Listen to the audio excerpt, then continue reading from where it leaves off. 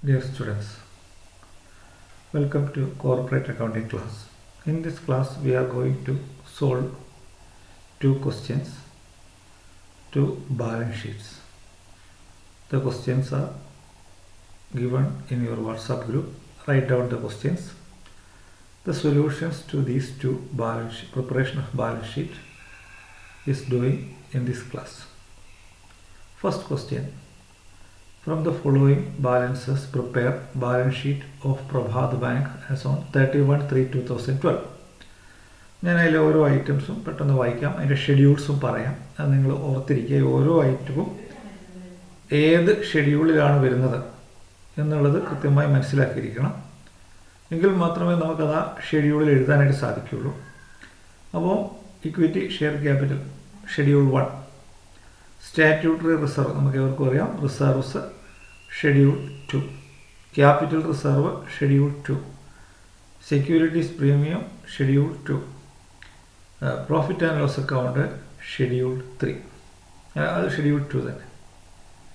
പിന്നെ അടുത്ത ഷെഡ്യൂൾ 3 വരുന്നത് ഡിമാൻഡ് ഡെപ്പോസിറ്റ്. ഡിമാൻഡ് ഡെപ്പോസിറ്റ് നമുക്ക് ഏവർക്കും അറിയാം.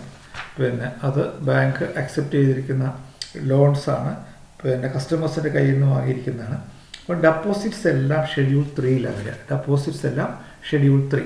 അപ്പോൾ demand deposit, term deposit, savings bank deposit, ഇത് മൂന്നും ഷെഡ്യൂൾ 3 വരിക. ഷെഡ്യൂൾ 3. ഇനിയും സേവിങ്സ് ബാങ്ക് ഡെപ്പോസിറ്റ്. ഓക്കെ. ഇനി ബോറോയിങ്സ് ഫ്രം RBI. അപ്പോൾ അത് ഷെഡ്യൂൾ 4 ആണ്. Borrowings from RBI, borrowings from other banks, അത് രണ്ടും ഷെഡ്യൂൾ 4 വരിക. ഇനി ബിൽസ് പേയബിൾ, ഇൻ്റർ ഓഫീസ് അഡ്ജസ്റ്റ്മെൻറ്റ്, അത് രണ്ടും other liabilities schedule 5. Bills payable, inter office adjustments schedule 5. Cash in hand and balance with RBI നമുക്കറിയാം ഷെഡ്യൂൾ 6, അത് രണ്ടും ഷെഡ്യൂൾ 6 ആണ്. Money at call and short notice, അത് ഷെഡ്യൂൾ 7 വരിക. Schedule 7. Investments in government securities, investment in government securities എന്ന് പറയുന്നത് investment schedule 8 ആണ്. Investment schedule 8. Then gold എന്ന് പറയുന്നത് അത് ഇൻവെസ്റ്റ്മെൻറ്റിലാണ് കാണിക്കേണ്ടത്, ഷെഡ്യൂൾ 8. ടേം ലോൺസ് എന്ന് പറയുന്നത് ബാങ്ക് കൊടുത്തിരിക്കുന്ന ലോങ് ടേം ലോൺസ് ആണ്. ലോൺസ് ആൻഡ് അഡ്വാൻസസ് ഷെഡ്യൂൾ 9, അതിലാണ് ടേം ലോൺ വരിക. ക്യാഷ് ക്രെഡിറ്റും അവിടെ തന്നെയാണ് വരിക. ഓവർ ഡ്രാഫ്റ്റും അവിടെ തന്നെയാണ് വരിക. ക്യാഷ് ക്രെഡിറ്റ്, ഓവർ ഡ്രാഫ്റ്റ്, പിന്നെ ടേം ലോൺസ്, അതെല്ലാം അവിടെ തന്നെയാണ് വരിക. പ്രിമൈസസ് എന്ന് പറയുന്നത് നമുക്കറിയാം ബാങ്കിൻ്റെ ഫിക്സഡ് അസറ്റ്സ് ആണ്. ബാങ്കിൻ്റെ ബിൽഡിങ്, പ്രിമൈസസ്, അത് അവിടെയാണ് വരുന്നത്. Premises. Rebate on bills discounted, അത് നമ്മളിവിടെ ക്വസ്റ്റ്യനിൽ ആണ് തന്നിരിക്കുന്നത്. അപ്പോൾ അതുകൊണ്ട് നമ്മൾ അതെവിടെയാണ് കാണിക്കുക എന്ന് ചോദിച്ചു കഴിഞ്ഞാൽ അത് അതർ ലയബിലിറ്റീസിൽ മാത്രം കാണിച്ചാൽ മതി. Other liabilities schedule 5. Non banking assets എന്ന് പറയുന്നത് schedule 11, other assets. Non banking assets, other assets. അതേപോലെ തന്നെ ഫർണിച്ചർ, അതും എന്താണ്, ഫിക്സഡ് അസറ്റ്സ് ആണ്, 30,000. ഫർണിച്ചർ 30,000. അപ്പോൾ ഇതിനകത്ത് പിന്നെ അഡ്ജസ്റ്റ്മെൻറ്റിൽ പറഞ്ഞിരിക്കുന്ന കാര്യങ്ങൾ, authorised capital of the bank is 40 lakh in equity shares of 10 each. അപ്പോൾ നമ്മൾ ഓതറൈസ്ഡ് ക്യാപിറ്റൽ എഴുതുന്ന പോലെ എഴുതി അണ്ടർലൈൻ ചെയ്യാം. There is A contingent liability, അത് ഷെഡ്യൂൾ 12 കാണിക്കുക. Schedule 12. The bank has A bills for collection amounting 10 lakh, അത് നമ്മൾ എക്സ്ട്രാ ആയിട്ട് ബാലൻസ് ഷീറ്റിന് താഴെ ഫുട് നോട്ടായിട്ട് കാണിക്കുന്ന ഐറ്റമാണ് അത് വരുന്നത്. അപ്പോൾ നമ്മൾ ഇതിൻ്റെ സൊല്യൂഷനിലേക്ക് പോവുകയാണ്.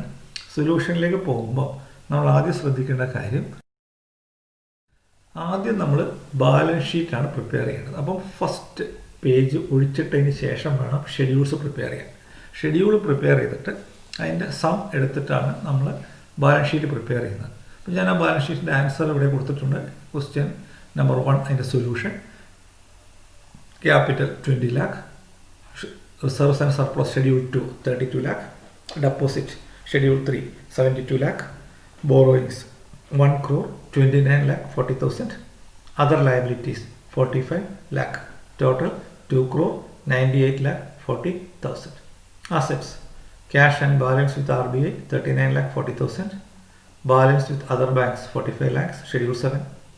Investments, Schedule 8, 73 lakh. Advances, Schedule 9, 1 crore 15 lakh. Fixed assets, Schedule 10, 25 lakh 30,000. Other assets 11, 70,000. Total 2 crore 98 lakh 40,000. Contingent liabilities, Schedule 12. Bills for collection, other 10 lakh. ഇനി നമുക്ക് ഓരോ ഷെഡ്യൂളിലേക്ക് പോവാം. ഷെഡ്യൂൾ 1 എന്ന് നേരത്തെ പറഞ്ഞു, ഓതറൈസ്ഡ് ക്യാപിറ്റൽ അണ്ടർലൈൻ ചെയ്യുക, ഇഷ്യൂഡ് ക്യാപിറ്റൽ മാത്രമായിരിക്കും നമ്മൾ എടുക്കുക. Schedule 2 reserves and surplus, statutory reserve, capital reserve, securities premium, profit and loss account balance, total 32 lakh. Schedule 3 demand deposits, savings bank deposits, term deposit. All kinds of deposits are shown in Schedule 3. Schedule 4 borrowings from RBI and other banks. Other നമ്മൾ ക്വസ്റ്റ്യനിൽ ഉണ്ട് Schedule 4. Schedule 5 other liabilities, bills payable. Inter office adjustment കഴിഞ്ഞ ദിവസം പറഞ്ഞു. Inter office adjustment debit ആണെങ്കിൽ അത് other അസറ്റ്സിലും, credit ആണെങ്കിൽ അതർ ലയബിലിറ്റീസിലുമാണ് കാണിക്കും. ഇവിടെ ക്രെഡിറ്റ് ആണ് other liabilities. Rebate on bills discounted, അത് അഡ്ജസ്റ്റ്മെൻറ്റിലല്ല തന്നിരിക്കുന്നത്, അത് ഷെഡ്യൂൾ 5. ഇനിയും schedule 6 cash and balance with RBI, cash in hand, balance with RBI. Money balance with banks, money at call and short notice. Schedule 7 balance with banks ഒന്നുമില്ല, money at call and short notice 45 lakhs. Schedule 8 investments in government securities 28 lakh, shares 25 lakh, gold 20 lakhs, total 73 lakhs. New Schedule 9 advances, bills purchased and discounted, cash credited, overdraft and short term loans, then term loan. എല്ലാ തരം ലോൺസും നമ്മൾ advances schedule 9ലാണ് കാണിക്കുക. Schedule 10 fixed assets, premises, furniture. Schedule 11 non banking assets, ഒരൊറ്റ item മാത്രമേ ഉള്ളൂ. Schedule 12 contingent liabilities, അത് 3 lakh. ഇത്രയുമാണ് ആ ക്വസ്റ്റ്യനിലുള്ളത്. അപ്പോൾ നിങ്ങൾ ആ ക്വസ്റ്റ്യൻ എഴുതിയെടുത്തതിന് ശേഷം ഈ ഷെഡ്യൂളുകൾ പ്രിപ്പയർ ചെയ്യുക. പ്രിപ്പയർ ചെയ്തതിന് ശേഷം അതിൻ്റെ ബാലൻസ് ഷീറ്റ് പ്രിപ്പയർ ചെയ്യുക. നമുക്കിനി അടുത്ത പ്രോബ്ലത്തിലേക്ക് പോകാം. ഞാൻ അതിൻ്റെ ക്വസ്റ്റ്യൻ ഒന്ന് വായിക്കാം. അതൊരു ട്രയൽ ബാലൻസ് ആണ്. ട്രയൽ ബാലൻസിൻ്റെ ഡെബിറ്റ് സൈഡിൽ നമുക്ക് എവർക്കും അറിയാവുന്ന പോലെ ഡെബിറ്റ് സൈഡിൽ ഒന്നുകിൽ എക്സ്പെൻസ് അല്ലെങ്കിൽ അസറ്റ്സ് ആയിരിക്കും. ഓക്കെ, ക്രെഡിറ്റ് സൈഡിൽ ലയബിലിറ്റീസ് അല്ലെങ്കിൽ ഇൻകംസ് ആയിരിക്കും. അത് ശ്രദ്ധിക്കുക. ക്രെഡിറ്റ് സൈഡിൽ ലയബിലിറ്റീസ്. അപ്പം ടേം ലോൺ എന്ന് പറയുന്നത് നമുക്ക് ഏവർക്കും അറിയാം ഷെഡ്യൂൾ ടേം ലോൺ എന്ന് പറയുന്നത് ഷെഡ്യൂൾ 9 ആണ് വരിക. Schedule 9. Cash credit schedule 9, overdraft schedule 9. Then bills purchased, അതും എവിടെയാണ്? ഷെഡ്യൂൾ 9. ബിൽസ് ഡിസ്കൗണ്ടഡ്, അതും എവിടെയാണ് വരിക? ഷെഡ്യൂൾ 9. ബിൽസ് പർച്ചേസ്ഡും ബിൽസ് ഡിസ്കൗണ്ടഡും ഷെഡ്യൂൾ 9. ലാൻഡ് ആൻഡ് ബിൽഡിംഗ് എന്ന് പറയുന്നത് ഫിക്സഡ് അസറ്റ്സ്, അത് schedule 10. Then inter office adjustments other assets എവിടെയാണ്? ഷെഡ്യൂൾ 5. സോറി, അതർ അസറ്റ്സ് എന്ന് പറയുന്നത് schedule 11. Schedule 11. Other inter office adjustment debit സൈഡിലാണ് തന്നിരിക്കുന്നത്, അതുകൊണ്ട് അത് അതർ അസറ്റ്സിലാണ് വരിക. പിന്നെ മണി അറ്റ് കോൾ എന്ന് പറയുന്നത് money at call and short notice schedule 7. Investments എന്ന് പറയുന്നത് schedule 8. Cash in hand schedule 6. Cash in hand. Balance with RBI schedule 6. Then balance with other banks എന്ന് പറയുന്നത് പിന്നെ ഷെഡ്യൂൾ 7. ഷെഡ്യൂൾ 7. അപ്പോൾ ഇത്രയുമാണ് നമ്മൾ ഡെബിറ്റ് സൈഡിലെ ഐറ്റംസ്. ക്രെഡിറ്റ് സൈഡിൽ പിന്നെ ഷെയർ ക്യാപിറ്റൽ നമുക്കറിയാം schedule 1. Statutory reserve schedule 2. Capital reserve schedule 2. Bills payable schedule 5. Borrowings from banks. Borrowings from banks എന്ന് പറയുന്ന സമയത്ത് അത് schedule 4. Schedule 4. Borrowings from RBI അതും schedule 4. Provisions and contingencies schedule 2. Provisions and contingencies schedule 2. Then provisions and contingencies schedule 5 ആണ്. Provisions schedule 5. Unclaimed dividend എന്ന് പറയുന്ന ഒരു item ഉണ്ട്, അതും അതർ ലയബിലിറ്റീസിലാണ് കാണിക്കുക. Other liabilities. Profit and loss account balance schedule 2. Rebate on bills discounted അതും schedule 5. Fixed deposit എന്ന് പറയുന്നത് schedule 3.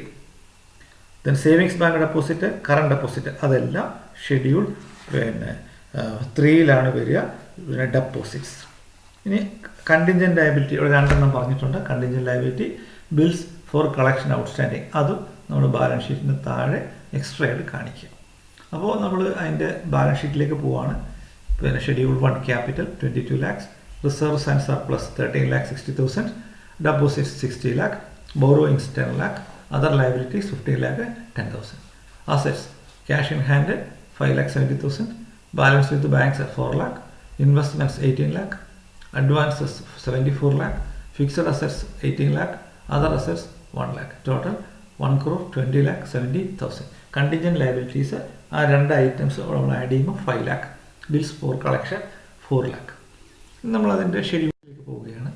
Schedule 1 share capital 2,20,000, shares of 10 22 lakhs. Schedule 2 statutory reserve, capital reserve, profit and loss account balance total 13,60,000. Schedule 3 deposits. Demand deposit 20 lakh, savings bank 10 lakh, term deposit 30 lakh. Schedule 4 borrowings. Borrowings from banks, borrowings from RBI. Then Schedule 5 other liabilities. Bills payable, rebate on bills discounted, unclaimed dividend. അത് പ്രത്യേക ശ്രദ്ധിക്കുക, പുതിയൊരു ഐറ്റമാണ്. unclaimed dividend, sundry creditors, provisions and contingencies. Schedule 5. Schedule 6 cash and balance with the RBI. Cash in hand, balance with the RBI. Schedule 7 balance with the banks, money at call and short notice. Balance with the banks 1 lakh, money at call and short notice 3 lakh, total 4 lakh. Schedule 8 investments 1,80,000. Schedule 9 advances. എന്തൊക്കെയാണ്? Bills purchased and discounted അത് എടുക്കുക. അതേപോലെ തന്നെ cash credit, overdraft and loan അത് separate ആയിട്ട് എഴുതിയാലും കുഴപ്പമൊന്നുമില്ല. Term loan 13 lakh. Schedule 10 fixed assets, premises മാത്രമേ ഉള്ളൂ. Then other assets inter office adjustment. Inter office adjustment debit സൈഡിലാണ് തന്നിരിക്കുന്നത്, അത് അതർ അസറ്റ്സിലാണ് കാണിക്കുക. Schedule 12 contingent liabilities, liability for partly paid shares, acceptances, endorsement and obligations. ഈ 2 കണക്കുകൾ നിങ്ങൾ ക്വസ്റ്റ്യൻ നോക്കി ഇത് ചെയ്യുക. നാളെ കഴിഞ്ഞാൽ നമ്മൾ ഇതിൻ്റെ അടുത്ത ബാലൻസ് ഷീറ്റും പ്രോഫിറ്റ് ആൻഡ് ലോസ് അക്കൗണ്ടും പ്രിപ്പയർ ചെയ്യുന്നതിലേക്ക് പോകും. അപ്പോൾ ഈ ബാലൻസ് ഷീറ്റിലെ ഷെഡ്യൂൾസ് ഒക്കെ എങ്കിൽ മാത്രമേ ഇത് 2 കൂടി വരുന്ന സമയത്ത് ക്ലിയർ ആവുകയുള്ളൂ. അപ്പോൾ എല്ലാവരും ഈ കണക്കുകൾ ചെയ്യുക. Okay, thank you.